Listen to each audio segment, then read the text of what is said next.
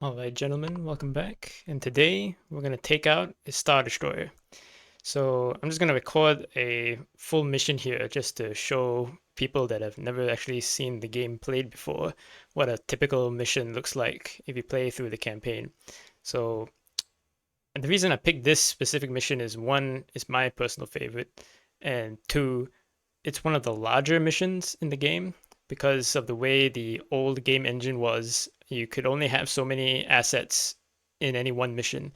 And in this one, it's not the largest, but it's one of the largest. You have 12 Rebel starfighters that go into the mission, and then you face down the Star Destroyer and their TIE fighter escorts. So what usually happens is that you get a mission briefing like this. So you have the tactical display, you have either General Dardana or Admiral Akbar who will give the briefing. I'm just going to run it down for you guys. So our strike force is comprised of three different squadrons. There's Blue Squadron flying A-Wings here. There's 4 A-Wings. There's Gold Squadron flying 4 X-Wings, and Red Squadron flying 4 B-Wings. So in this mission, we are going to be a red leader. So we're leading the B-Wing attack squadron. And it's our job to hit the Star Destroyer first, knock out its shield generators, and then disable it with our ion cannons. Blue Squadron in their A-Wings, their job is to clear out the combat air patrol, the 2 TIE fighter cap forces.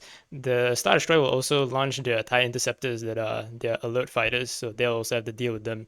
And X-Wing Gold here is just to support either the A-Wings or the B-Wings, depending on which proves to be the bigger threat. Usually, though, X-Wing Gold will help us in taking out the Star Destroyer itself. They usually don't do too much of the dogfighting until the interceptors come into play. Now, several secondary objectives here are the supply ships.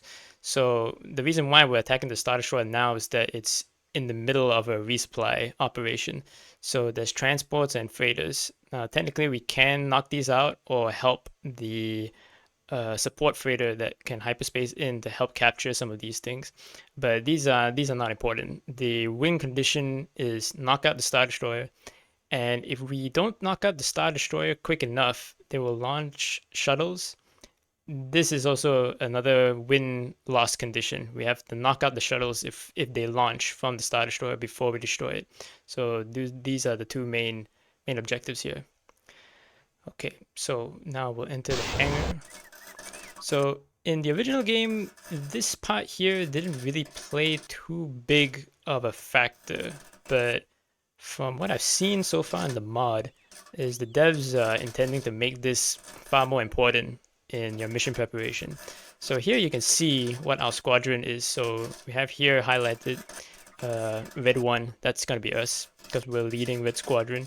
And then if you click on your wingmen here, you can see who they are, what kind of rank they are, which usually indicates their AI performance. There's different levels of AI and how well they perform in the dogfights. And you can also see their names, they're all named as well. So that's what we got going here. This is our squadron, 4 B-Wings. And you can also check out what your other squads are. So we have a look at Gold Squadron here. You can see the 4 X-Wings, and you can see who's leading them and who's part of the squadron. The formation that you see here, and I'm not sure if this was part of the original game because I never paid too much attention, because most of the time you can't actually see, if you play the original, they just appear as like pixels off in the distance. But what I've seen so far is that they will actually fly in elements of like pairs, all right? They will fly in pairs, and they will try to their best of their ability fight as a pair when the combat starts, which was really cool. I've never quite seen that before. And if we look at A-Wing Blue here, you can see here's a Blue Squadron. So yeah, okay. If we go over here to the craft selection, if you enable the armory setting, which if we go over here, yeah. So I'm not sure how you actually unlock the armory in the game, but you could just activate it here in the setting.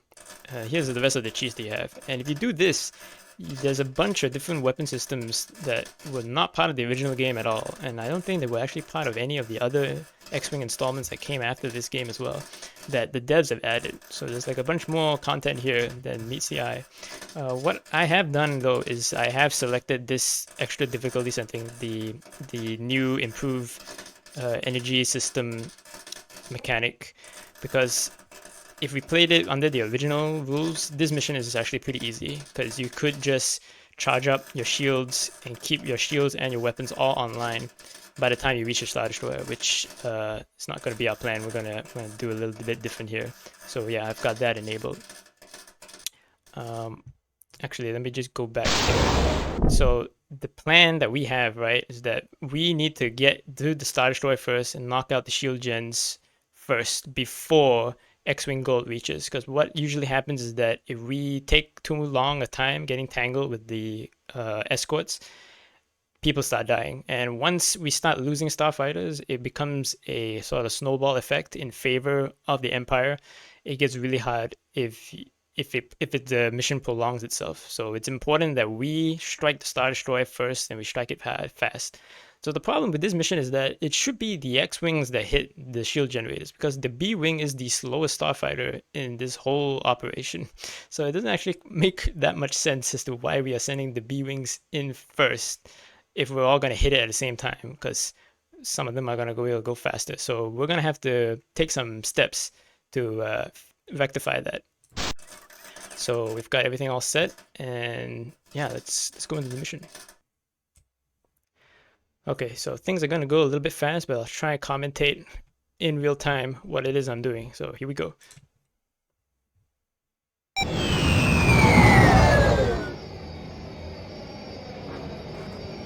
Right, open up the throttle, link our cannons. Now we're going to dump all our energy from our lasers straight into the shields. We're going to overload the shields slightly. We're going to take the weapon systems offline. Now we've got more speed into our, because we've transferred energy from our lasers into the engines directly. Let's select the Star Destroyer. We're locking the Star Destroyer into the targeting computer, so now we have the ability to target it without having to look at it. So A-Wing Blue is off to our back left there. We just bypassed Gold Squadron because we've dumped all our energy, well not all, but more energy into our engines, so we're going faster than they are, which is important. Now we're going to select our proton torpedoes, link the proton torpedoes. Okay, now we've got problems here. One on your tail. Look out! Target destroyed. We gotta start doing some fancy moves. So I've just ordered Red Squadron to cover me. You can see the B-Wings in the back there. Now engaging the TIE Fighter that's trying to shoot at me. Now we've got no time to engage this guy. We gotta get to the Star Destroyer first. So we just gotta bob and weave. Bob and weave. Red leader, watch out! Break off. Okay. Got it.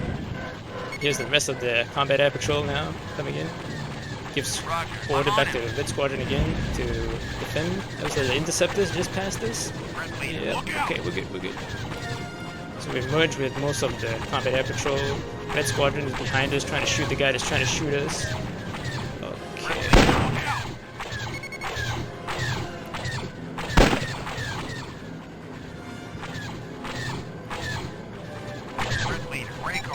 Recycled shields.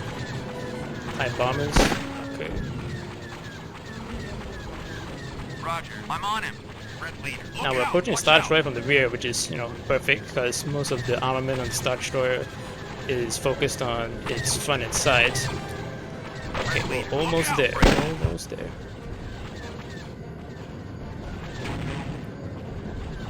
Okay, there we go. Now we hit both shield gens twice. Takes a total of 4 torps. Oh, that's close. Okay, scratch one. We got him, okay. Now to get the ion cannons back online, we need to disable it. Eesh. Let's go.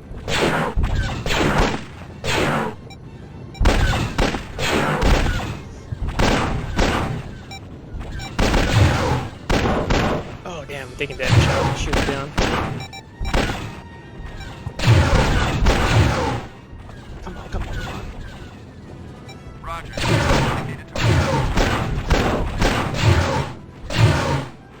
Okay, yeah, we did it. We have disabled the Star Destroyer. Alright, we need to defend ourselves. We're taking way too much damage. Got it.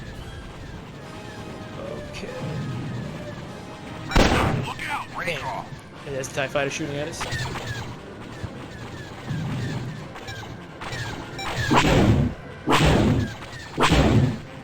Come on. Target destroyed. Smash one. Okay. Got a break. We just dumped our proton torpedoes.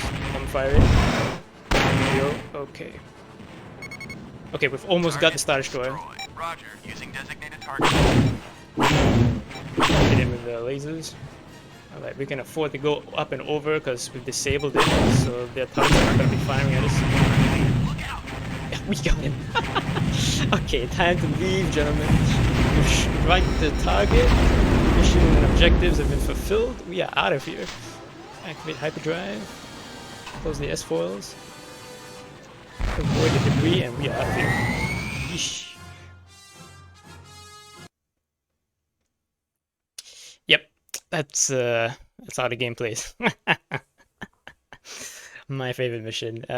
So yeah, as I said at the start of the beginning of the briefing, in the old days it was very easy because you could just overcharge your lasers, and that basically allowed you to dump energy straight from your lasers into the shields, and then still have your lasers still charged. So you could have max shields while still going relatively fast because it doesn't take that long once you've already equalized your shield levels.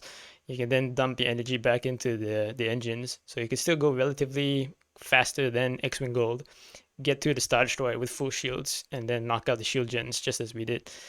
But I disabled that, so we had to do a lot more dodging and weaving. We didn't have enough shields, so we took quite a lot of hits. But that's the beauty of the B-Wing, is that it is a flying tank, basically. It's the attack fighter of the Rebel Alliance, similar to like IL-2 for the Soviets. So yeah, we took quite a lot of hits there, but the Starfighter held its own, didn't lose any important subsystems, and mission success. There we go.